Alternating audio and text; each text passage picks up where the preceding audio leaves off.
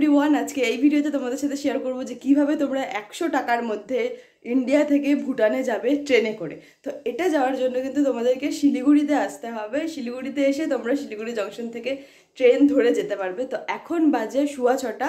আমি ফটাফট রেডি হয়ে 6:30টার মধ্যে বেরিয়ে পড়বো। 7টার সময় দেখলাম একটা ট্রেন আছে, চেষ্টা করবো সেই ট্রেনটা ধরার। আর ওখানে গিয়ে আমাকে টিকিটও কাটতে হবে, আর তাছাড়া দেখবো যে তার আগেও যদি কোনো ট্রেন থাকে 7:30টার দিকে, তো চেষ্টা করবো সেই ট্রেনটা ধরে নেওয়ার। তার কারণ আমি চেষ্টা করছি যত তাড়াতাড়ি পৌঁছানো যায় আমি তত ভালো হবে, তোমাদেরকে জিনিসটা দেখাতে পারবো যে ভুটানে যাওয়ার পরে কী কী টাকা খরচা হচ্ছে সমস্ত কিছু শেয়ার করবো। আর হ্যাঁ, আজকে যে আমি শিলিগুড়ি থেকে ভুটান যাব পুরোটা কিন্তু 100 টাকার মধ্যে, অ্যান্ড কীভাবে কী হচ্ছে সমস্ত ডিটেলস তোমরা এই ভিডিওতে পেয়ে যাবে। প্লিজ ভিডিওটা স্কিপ না করে পুরো ভিডিওটা দেখতে থাকো। আর যদি প্রথমবার আমার চ্যানেল মোহর দাশগুপ্ততে এসে থাকো তাহলে তোমাদেরকে অনেক বেশি ওয়েলকাম। আর হ্যাঁ, প্লিজ আমার চ্যানেলটা সাবস্ক্রাইব করতে ভুলো না। তো চলো ফটাফট আমি রেডি হব, একটা ব্যাকপ্যাক নেব, বেরিয়ে পড়বো 6:30টার মধ্যে। আমি 6:30টার মধ্যে বেরিয়ে গেছি অ্যান্ড বেরিয়ে যাচ্ছি এখন শিলিগুড়ি জংশনে। তো শিলিগুড়ির জংশনে না তোমরা যত সকালেই আসো না কেন তোমাদের কিন্তু টোটো, অটো, ট্যাক্সি এগুলো পেতে কোনো অসুবিধা হবে না। এই দেখো জংশনের সামনেও প্রচুর টোটো, অটো থাকে। তো সকালবেলা তোমাদের অসুবিধা হবে না, তোমরা যত সকালেই বেরো না কেন। তো আমি তো জংশনে পৌঁছে গেছি। প্রথমেই যেটা করেছি সেটা হচ্ছে যে শিলিগুড়ি থেকে হাসিমারা পর্যন্ত বামনহাট ইন্টারসিটি এক্সপ্রেসের সকাল 7টার যে ট্রেনটা সেটাতে টিকিট কেটে নিয়েছি। তো এই দেখো 1 নম্বর প্ল্যাটফর্ম, তো এখানে আমাদের ট্রেনও চলে এসছে। আর এই যে আমার টিকিট, তো আমি হাসিমারা পর্যন্ত টিকিট কেটেছি কারণ ভুটান যেতে গেলে হাসিমারাটাই হচ্ছে নিয়ারেস্ট ট্রেন স্টেশন। আর এই টিকিটটা কিন্তু নিয়েছে দেখো 60 রুপিস। পুরো ট্রিপটা যেহেতু 100 টাকার মধ্যে হচ্ছে আর 60 রুপিস অলরেডি ট্রেনের টিকিটে চলে গেছে, তো বাকি আছে আমাদের কাছে এখন 40 রুপিস। তো যাই হোক, এখন আমি ট্রেনে উঠে যাব। তো হাসিমারা পর্যন্ত এই ট্রেনটাতে করেই যাব। এটা হচ্ছে বামনহাট ইন্টারসিটি এক্সপ্রেস। তো ভাবলাম যে ট্রেনটাও তোমাদেরকে দেখিয়ে দিই। আর হাসিমারা যাওয়ার কিন্তু প্রচুর ট্রেন আছে, আমি যেহেতু সকাল সকাল যেতে চাইছিলাম তো সেই জন্যই আমি এই ট্রেনটা নিয়েছিলাম। আর এই ট্রেনটা নিয়ে আমি আমার মতন জায়গা নিয়ে বসে পড়েছি। আর এখানে তোমরা প্রচুর ডেলি প্যাসেঞ্জার্স দেখতে পাবে। আর যখন একদম পাক্কা 7টা বাজে না তখনই কিন্তু আমাদের ট্রেন ছেড়ে দিয়েছিল। ট্রেন কিন্তু 1 মিনিটও লেট ছিল না। দেখো এই ট্রেন জার্নিটা নিয়ে একটু বলি। প্রথমেই তোমরা দেখতে পাবে সেবকের ভীষণ সুন্দর পাহাড়। তো এই পাহাড়টা ক্রস হতে হতেই দেখবে যে তোমরা সেবক স্টেশন চলে আসলো। আর সেবক স্টেশনটা পার হতেই অপরূপ সুন্দর, মানে কত রকমের যে তোমরা ফুল গাছ দেখতে পারবে। আর প্রতিটা ফুল গাছ এত সুন্দর সুন্দর। তার পাশাপাশি দেখবে যে তিস্তা নদী চলে আসলো, মানে সেবকের পাহাড়। তোমরা তিস্তার উপর দিয়ে যাচ্ছ, তিস্তা নদীর ভয়ঙ্কর ঠান্ডা হাওয়া তোমাদের লাগবে। আর এই পাহাড় ক্রস হতেই দেখবে অপরূপ সুন্দর চা বাগানের মধ্যে দিয়ে যাচ্ছে এই ট্রেনটা। মানে পুরো ট্রেন জার্নিটা যেহেতু ডুয়ার্সের মধ্যে দিয়ে না, মানে এত সুন্দর, মানে ট্রেন থেকে তোমরা বাইরের ভিউটা দেখতে পারবে। প্রতিটা ভিউ জাস্ট ফাটাফাটি, জাস্ট ফাটাফাটি। আর তোমরা যদি ট্রেনের জানলা দিয়ে ভালোভাবে লক্ষ্য করতে করতে যাও না, তোমরা এখানে অনেক কিছুর দেখা পাবে। আমি তো ময়ূরের দেখা পেয়েছিলাম, বাট ট্রেনটা এত স্পিডে ছিল আমি কোনোভাবেই ওই ফুটেজটা ক্যাপচার করতে পারিনি। মানে জাস্ট আমি দেখেছি অ্যান্ড ট্রেনটাও পাস হয়ে গেছে। মানে ট্রেন করে যখন তোমরা যাবে ডুয়ার্সের মধ্যে দিয়ে, মানে ভীষণ সুন্দর। আর মাঝ রাস্তায় যদি ময়ূর, হরিণ এদের সাথে দেখা হয়ে যায়, উফ, তাহলে তো পুরো দিনটাই খুশি খুশি হয়ে যাবে। এখনো পর্যন্ত আমাদের 4টে স্টেশন ক্রস করা হয়ে গেছে। আর আমরা যেই জায়গাটা দিয়ে যাচ্ছি দেখো একদম চা বাগানে ভর্তি। দুটো সাইডেই কিন্তু জানো তো, মানে আমি ট্রেনের মিডিলে বসেছি। তো এই সাইডটাতেও যেরকম এরকম না, এই সাইডটাতে মানে আমি এই জানলাটা থেকে অনেকটা দূরে আছি, বাট এই সাইডটা একদম চা বাগানে ভর্তি রয়েছে। ভিউটা তো ভীষণই সুন্দর আমি বলবো। অ্যান্ড এখান দিয়ে যাচ্ছি না, আমি দেখছি যে এখানে সবাই দেখো চা পাতা তুলছে। আর পুরো রাস্তাটা চা বাগান, মানে দারুণ। আরেকটা কথা বলবো, যেরকম গরম, এখন এপ্রিল মাস চলছে অ্যান্ড যা গরম পড়ে গেছে, তো তোমরা যদি এখানে আসো তোমরা অবাক হয়ে যাবে যে এরকম ওয়েদার। মানে একটা রাজ্যের মধ্যে আমাদের পশ্চিমবঙ্গে কত রকমের ওয়েদার পাওয়া যায় না, এক এক জায়গায় এক এক রকম। তো এখানে গরম তো একেবারেই নেই।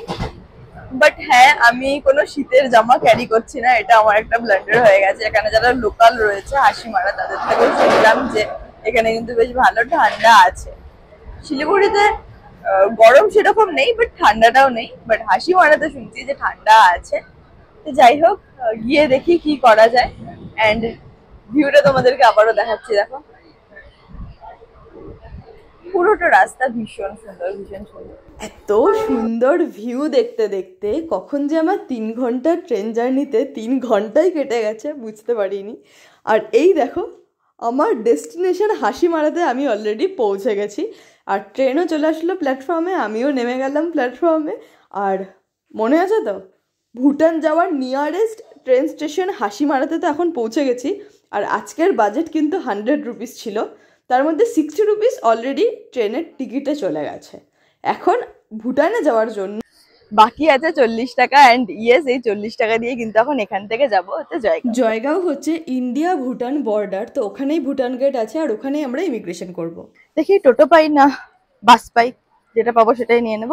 আর হ্যাঁ, ভুটানের যাওয়ার ব্যাপারে কিছু ইনফরমেশন তোমাদেরকে দিয়ে দিই। সেটা হচ্ছে যে ভুটানে যেতে গেলে আমাদের ইন্ডিয়ানদের তো কোনো ভিসা লাগে না, নেপালের ক্ষেত্রেও তাই, কোনো ভিসা লাগে না ইন্ডিয়ানদের।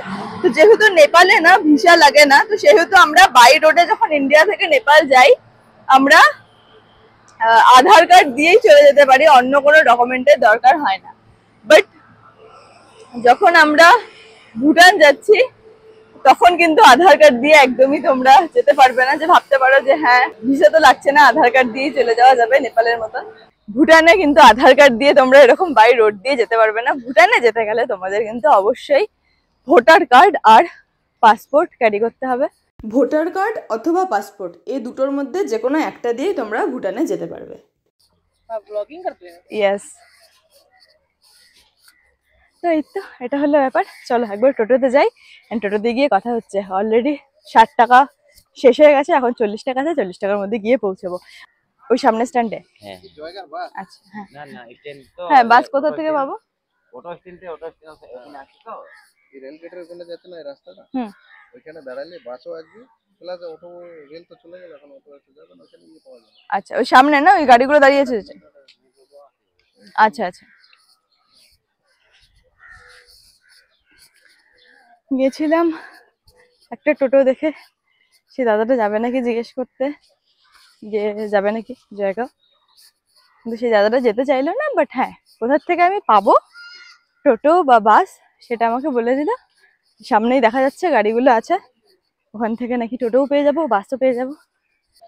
হাসিমারা স্টেশনটা, যে ওখানটাতে ইয়েলো বোর্ডে লেখা আছে হাসিমারা, অ্যান্ড এই যে এই সাইড দিয়ে সমস্ত রেল লাইনগুলো, অ্যান্ড সামনের এই যে রাস্তাটা, এখানে টোটো দাঁড়িয়ে রয়েছে। এই যে চৌমাথা মোড় মতন একটা রয়েছে, চৌমাথা বা পাঁচমাথা মোড় হবে এটা একটা, অ্যান্ড এই মোড়টা থেকে সমস্ত টোটো বাস সমস্ত কিছু যায়। মানে ভিডিওটা অন করতে করতে এখান দিয়ে দুটো এনবিএসটিসি মানে সরকারি বাস দুটো এখান দিয়ে গেল আর কি। আর এখানে প্রচুর টোটো তোমরা অ্যাভেলেবেল পেয়ে যাবে। একটা বাসকে ডেকে একটুর জন্য মিস করলাম, বাসটা আগিয়ে গিয়ে দাঁড়িয়েছে, আর আমি ভেবেছি বাসটা হয়তো ক্রস করে চলে গেছে। যাবে দাদা জয়গাঁও?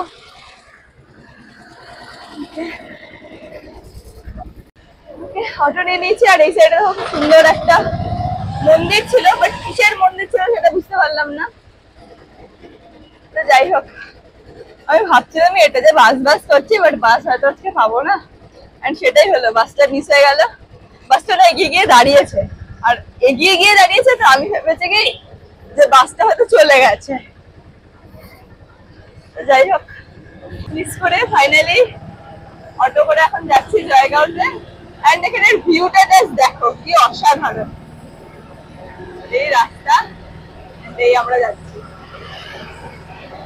দুই সাইডে পুরো চা বাগানে ভর্তি, তার মাঝখান দিয়ে আমার সাথে দেখো আরো অন্যান্য প্যাসেঞ্জাররাও রয়েছে। আর আমি এখানে শেয়ারে যাচ্ছি, যেহেতু পুরো ট্রিপটা আমি 100 রুপিসের মধ্যে করার চেষ্টা করেছি, তো সে কারণে 60 রুপিস তো অলরেডি ট্রেনের টিকিটে চলে গেছিলো, বাকি ছিল 40 রুপিস ভুটান গেটে পৌঁছানোর জন্য। আর এই যে অটোটা দেখছো, এই অটোটা কিন্তু তোমাদেরকে শেয়ারে নিয়ে যাবে, আর এই অটো নেবে হচ্ছে 40 রুপিস হাসিমারা থেকে একদম ভুটান গেটে ডাইরেক্ট তোমাদেরকে পৌঁছে দেবে। আর পুরো যে জার্নিটা পুরো তো একদম চা বাগানের মধ্যে দিয়ে যাওয়া হচ্ছে।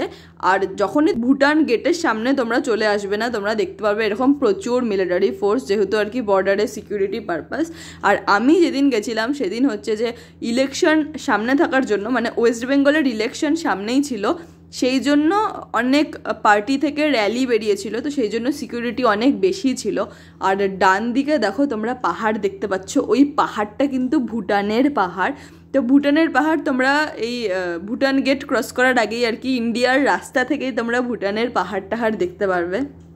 তো তো এই তো আমি অলমোস্ট এখন ভুটান গেটের সামনে। আমি নামলাম ভুটান গেটের সামনে। এই যে সামনের ওটা হচ্ছে ভুটান গেট। 40 টাকা ছিল অটো ভাড়া, তোমাদেরকে তো বললাম। আমি 100 টাকার নোট দিয়েছিলাম, এবার আমাকে যেটা চেঞ্জ দিল সেটা হচ্ছে ভুটানি টাকা। আর এখানে কিন্তু মানে ইন্ডিয়ান টাকা প্লাস ভুটানের যে কারেন্সি এটা কিন্তু সেম, মানে আমাদের INR 1 INR is equal to 1 NU, মানে ওদের কারেন্সি হচ্ছে NU। এই যে এটা হচ্ছে ভুটানের 20 টাকার নোট, এটা ভুটানের 10 টাকার নোট। এন্ড আজকের ওয়েদারটা খুবই মানে একদমই ক্লিয়ার না, সেজন্য পাহাড়টা একদমই ক্লিয়ারলি দেখা যাচ্ছিল না। মানে এতক্ষণ যখন থেকে আমি চা বাগান দেখছিলাম তখন থেকে কিন্তু আমি পাহাড়টাও দেখতে পাচ্ছিলাম, বাট পাহাড়টা একদমই ক্লিয়ার ছিল না, জন্য তোমাদেরকে দেখাতে পারিনি। এন্ড ভিডিওটাও সেভাবে বোঝানো যাচ্ছিল না, আমি ব্যাক ক্যামেরা করে তোমাদেরকে তাও দেখাচ্ছি, এখানে হয়তো বোঝা যেতে পারে। এটা হচ্ছে ভুটান গেট, এর উপরে দেখো এখানে পাহাড় দেখা যাচ্ছে, খুবই আবছা, বাট পাহাড়টা কিন্তু একদমই সামনে। এন্ড এখানে এতক্ষণ যে আসলাম এই সাইডেও বহুত পাহাড় আছে, বাট ওটা কিছুতেই ওয়েদার যেহেতু ক্লিয়ার না সেহেতু বোঝা গেল না। এন্ড এই দেখো এটা হচ্ছে ভুটান গেট।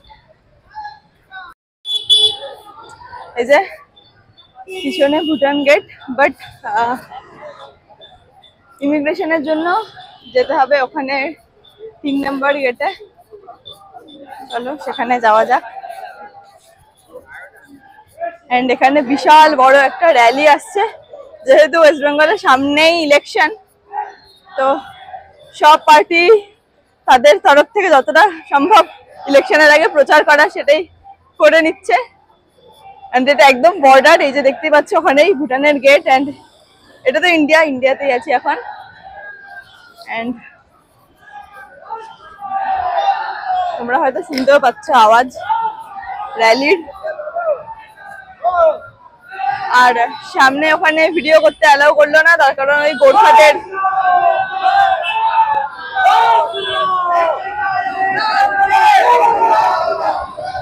বিশাল বড় একটা র্যালি যাচ্ছে।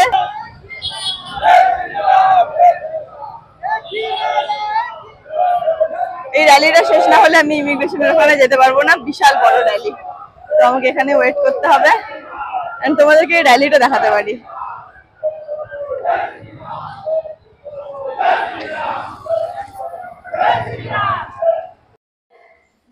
এতক্ষণ ক্যামেরা অ্যালাউ ছিল না, বাট এখানে সমস্ত কিছু হয়ে যাওয়ার পরে এখন থেকে ক্যামেরা অ্যালাউ।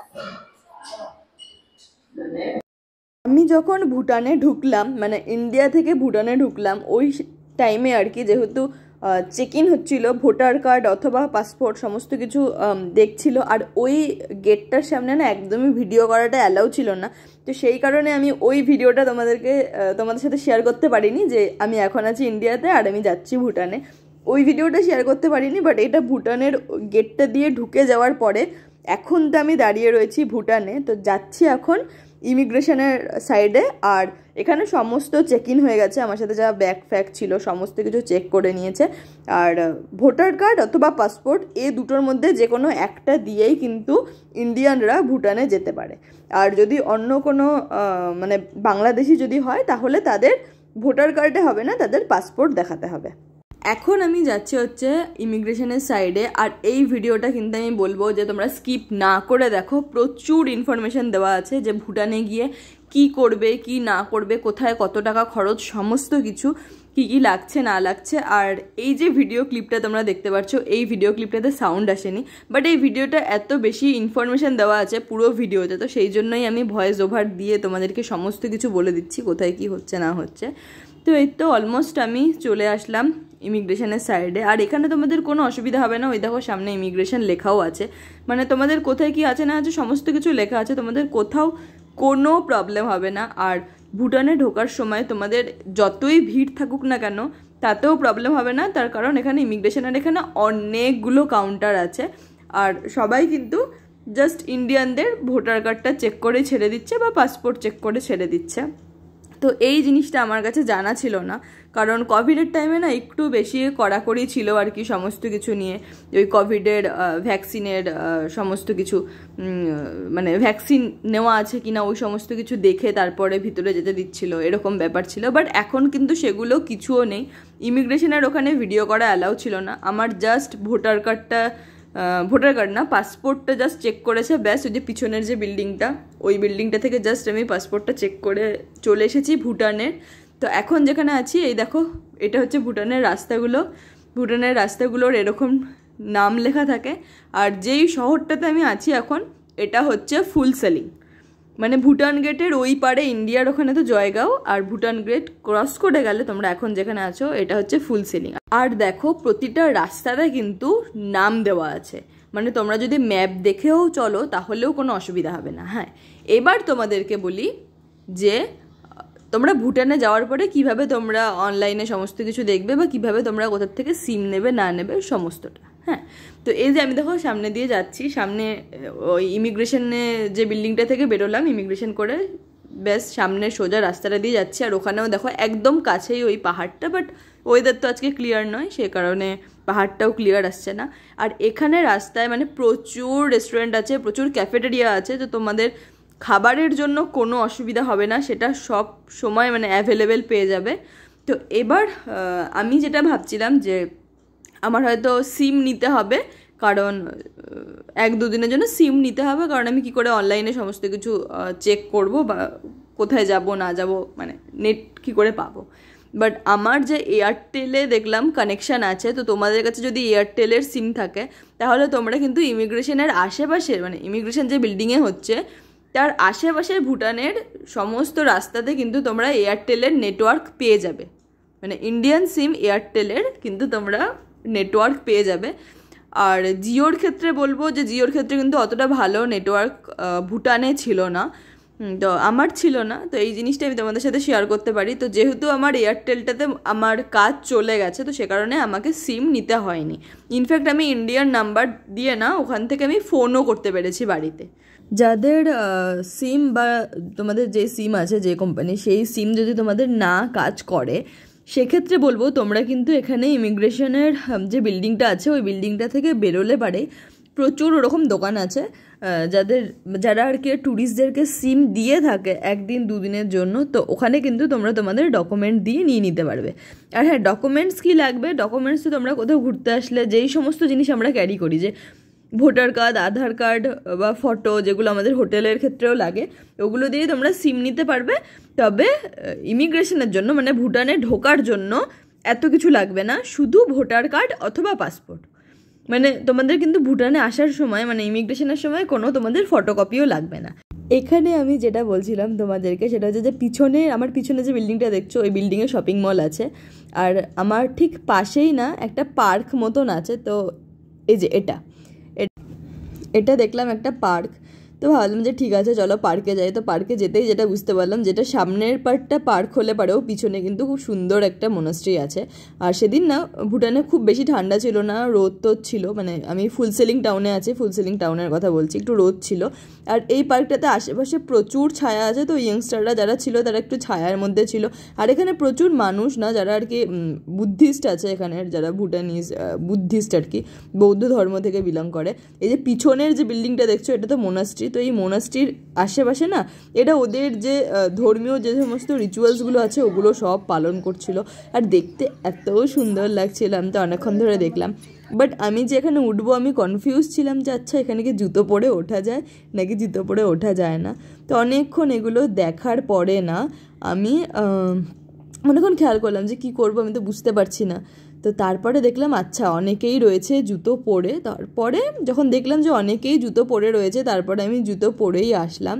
আর তার পাশাপাশি দেখছিলাম যে এখানে যারা বসে রয়েছে তো তারা তাদের জুতোগুলোকেও মানে ঠিক তাদের পাশেই রেখেছে। তো এরকম অনেকক্ষণ ভালো করে দেখার পরে বুঝতে পারলাম যে আচ্ছা জুতো পরে যাওয়াই যাবে, কোনো ব্যাপার নয় ওদের এটা। তো তারপরে আমি যেটা করলাম সেটা হচ্ছে আমি জুতো পরে গেলাম।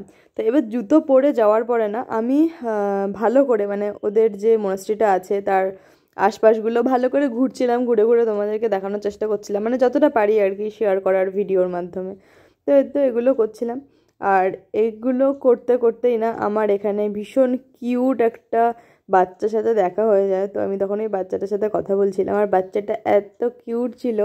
তো তারপরে আমি ওই বাচ্চাটার যে মা আর কি, তো সেই আন্টিটাকে বললাম যে আমার কিছু পিকচার ক্লিক করে দেওয়ার জন্য, তার কারণ আমারও থাম্বনেলের জন্য তো পিকচার লাগবেই। তো তারপরে ওনাকে দিয়ে কয়েকটা ফটো ক্লিক করিয়ে নিলাম।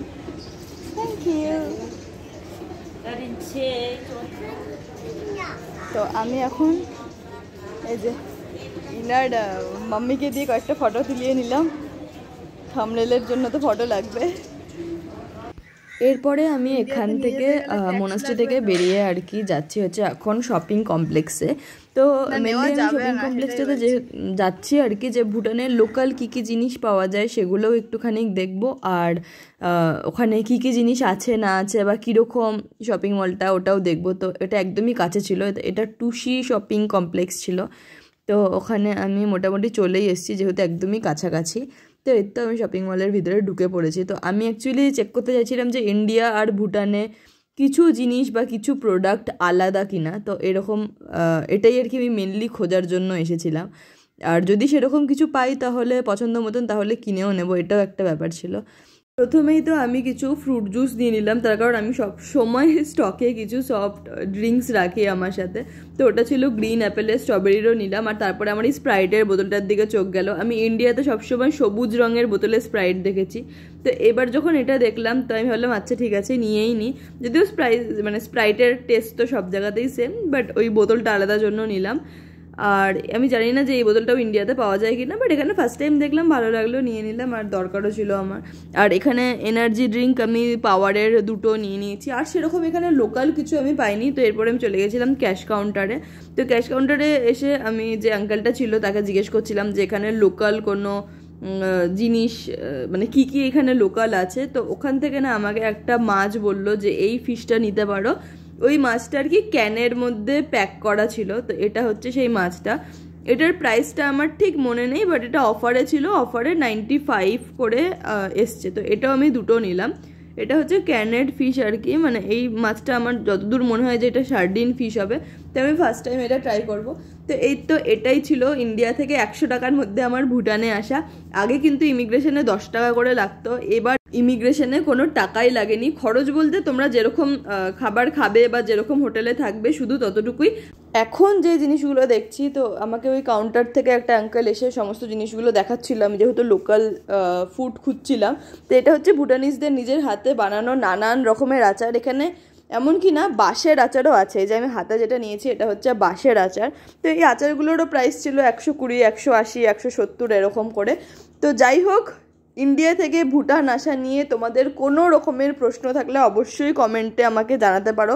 আমি আমার যথাসাধ্য চেষ্টা করব তোমাদেরকে সব প্রশ্নের উত্তর দেওয়ার। আর আজকের ভিডিওটা এখানেই শেষ করছি। ভালো লাগলে অবশ্যই সাবস্ক্রাইব করতে ভুলো না। দেখা হচ্ছে খুব তাড়াতাড়ি তোমাদের সাথে আবার একটা নেক্সট ভিডিও নিয়ে।